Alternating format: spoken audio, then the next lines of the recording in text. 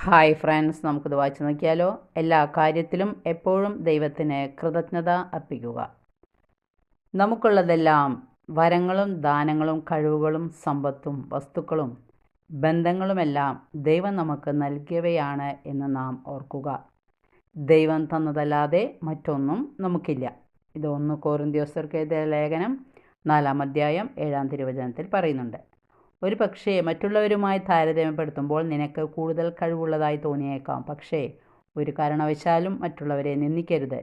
നീ വലിയ കഴിവുള്ള വ്യക്തിയാണെന്ന് നടിച്ച് നടക്കുകയും ചെയ്യരുത്. ദൈവത്തിന് എളിമയോടെ നന്ദി പറഞ്ഞ് ദൈവം തന്ന അനുഗ്രഹങ്ങളെ മറ്റുള്ളവർക്ക് വേണ്ടി നിനക്ക് വേണ്ടി ഉപയോഗപ്പെടുത്തുകയാണ് വേണ്ടത്.